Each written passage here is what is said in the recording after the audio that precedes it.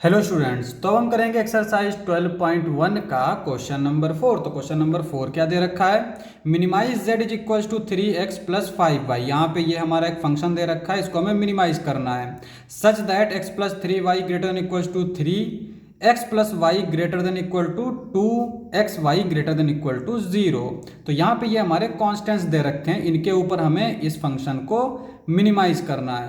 तो कैसे मिनिमाइज करेंगे, देखो मिनिमाइज यानी मिनिमम फाइंड करना है z is equals to 3x plus 5y का, और ये हमें दे रखे हैं कॉन्स्टेंट्स, यहाँ पे लिख देते हैं कॉन्स्टेंट, कंडीशंस भी बोल सकते हैं। 3y greater than equal to 3, x plus y greater than equal to 0, x y greater than equal to 0। अब यहाँ पे इसको हमें ग्राफिकली जो है ड्रॉ करना है, तो हम इसका ग्राफ ड्रॉ कर लेते हैं। ग्राफ ड्रॉ करने के लिए क्या होना चाहिए, ये इक्वेशन होना चाहिए। तो हम इसके पीक पॉइंट ले लेते हैं। पीक इक्वेशन हो जाएगी x plus 3y is equals to 3, x plus y is equals to 2। अब जब भी हम ग्राफ ड्रॉ करते हैं, तो जब भी लाइन ड्रॉ करेंगे, तो लाइन ड्रॉ करने के लिए कम से कम 2 पॉइंट होना चाहिए। तो हम इसके लिए 2 पॉइंट फाइंड कर लेते हैं। कैसे फाइंड करेंगे, यहाँ पे इस तरह से, ये हो गया x, ये y। इस लाइन के लिए हम क्या करेंगे, पहले x को 0 पुट करेंगे तो y आ जाएगा 1, y को 0 पुट करेंगे तो x आ जाएगा 3। सिमिलरली इसके लिए यहाँ पे x 0 पुट करेंगे तो y आ जाएगा 2, y 0 पुट करेंगे x आ जाएगा 2। तो ये 2 पॉइंट्स हमें दो पॉइंट्स हमने ले लिए दोनों लाइंस के लिए। तो अब हम इसको ग्राफिकली ड्रॉ कर लेते हैं। तो हमने क्या किया है, ग्राफ पेपर ले लिया। इसको हम लोग रफ फिगर पे भी ड्रॉ कर सकते हैं, लेकिन हम जो है थोड़ा सा आसान कर लेते हैं इस पर ड्रॉ करके। तो हमने ये पॉइंट ले लिया, ये मान ली हमने x एक्सिस है, और ये ले लिया हमने y एक्सिस। ये है हमारा 0,0, इसको हमने नाम दे दिया O। यहाँ पे नंबरिंग कर लेते हैं, ये है 1 2 3 4 5 6 7, 1 2 3 4 5 6 7। यहाँ पे पहला दे रखा है 0,1, तो 0,1 कहाँ होगा, ये वाला पॉइंट, ठीक है। 3,0 और 3,0 कहाँ होगा, ये वाला पॉइंट। ये हो गया हमारा 0,1, ये हो गया 3,0। इन दोनों पॉइंट्स को मिला लेते हैं, तो ये आ जाएगा हमारा इस तरह से, ठीक है। और ये इक्वेशन कौन सी है, x plus 3y is equals to 3। दूसरा दे रखा है हमारा इस तरह से, यानी 0,2, 0,2 कहाँ होगा हमारा, ये होगा हमारा 2,0, और ये हो जाएगा हमारा 0,2। इन दोनों पॉइंट्स को मिला लेते हैं। तो ये दोनों पॉइंट जब मिलाएंगे तो ये इस तरह से हमारी आ जाएगी। ये जो लाइन है ये है हमारी x plus y is equals to 2। अब यहाँ पे देखो, अगर हम इस पे ओरिजिन रखें तो यहाँ पे 0 plus 0 greater than equals to 3, यानी ओरिजिन इसको सेटिस्फाई नहीं करेगा। सिमिलरली ये इसको भी ओरिजिन सेटिस्फाई नहीं करेगा, क्योंकि 0 ग्रेटर देन इक्वल टू 2 हो जाएगा, जो कि इम्पॉसिबल है।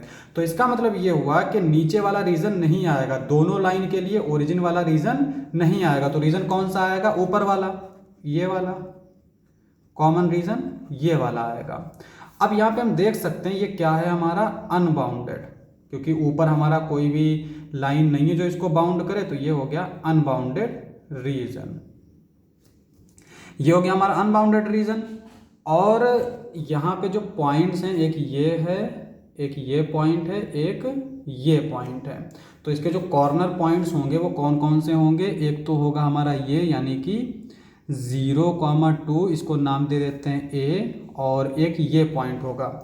ये पॉइंट कौन सा होगा, इन दोनों लाइन का इंटरसेक्शन पॉइंट होगा। तो इंटरसेक्शन पॉइंट निकाल लेते हैं।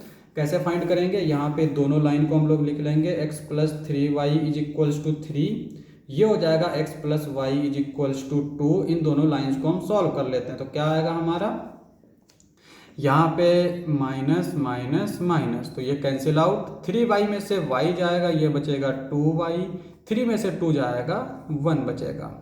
तो ये आ जाएगा y इज इक्वल्स टू 1/2।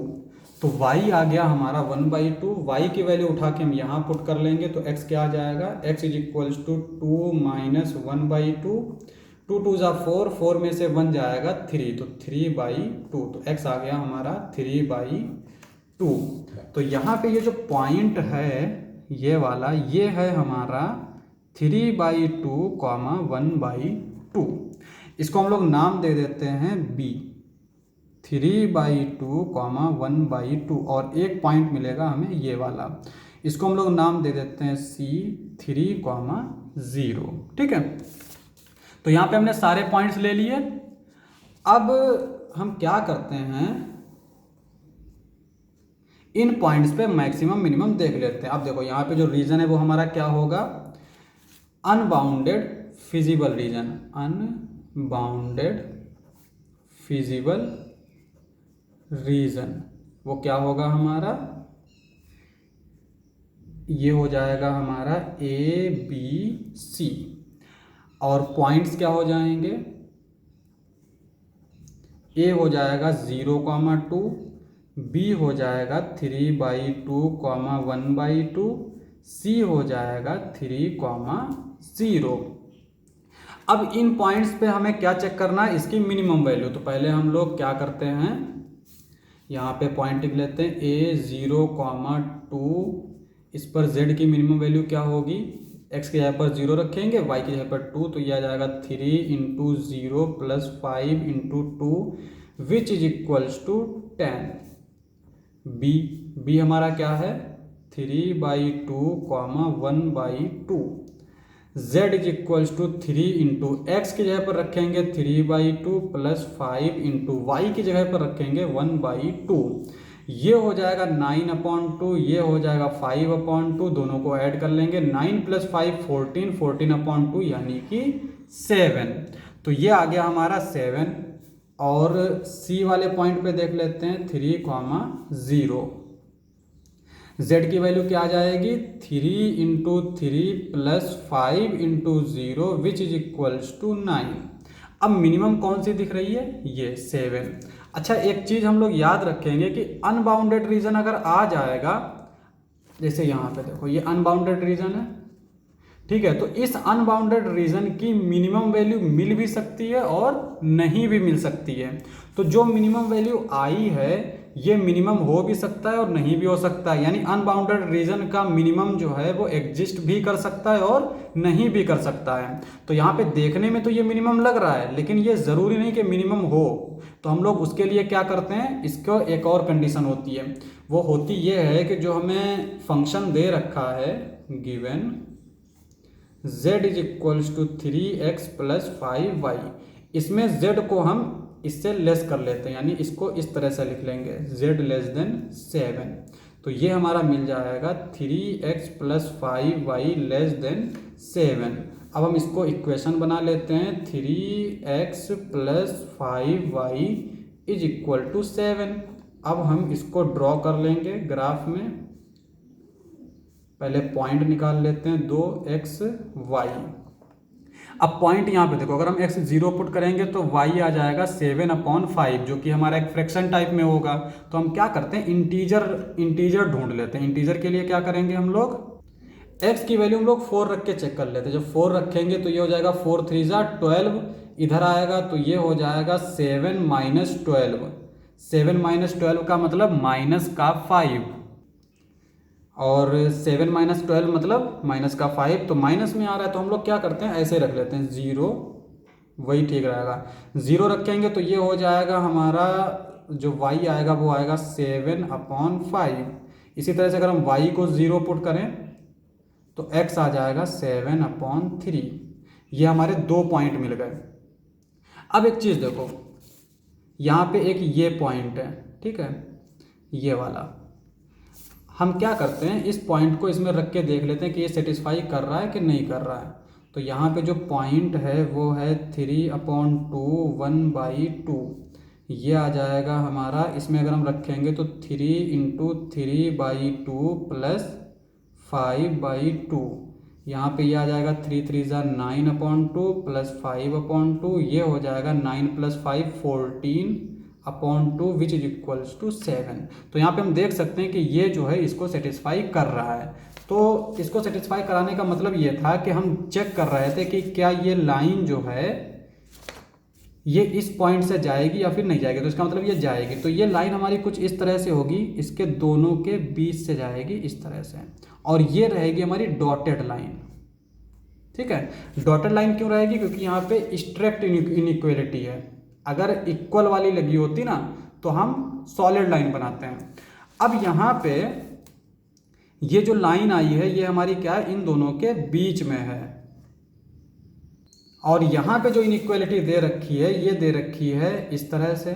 अब अगर हम इसमें ओरिजिन रख के देखें तो ये 0, ये 0, 0 प्लस 0 0, तो 0 लेस देन 7, यानी इसको सेटिस्फाई कर रहा है। तो इसका मतलब ये हुआ कि इस लाइन के लिए जो डॉटेड लाइन है इसके लिए जो रीजन होगा वो नीचे वाला होगा, और जो हमारा कॉमन रीजन था वो ऊपर वाला रीजन था। तो यहाँ पे हम देख सकते हैं कि कोई भी रीजन इससे इंटरसेक्ट नहीं कर रहा है, यानी कॉमन रीजन नहीं आ रहा है। तो कॉमन रीजन नहीं आ रहा है, इसका मतलब मिनिमम वैल्यू यही होगी।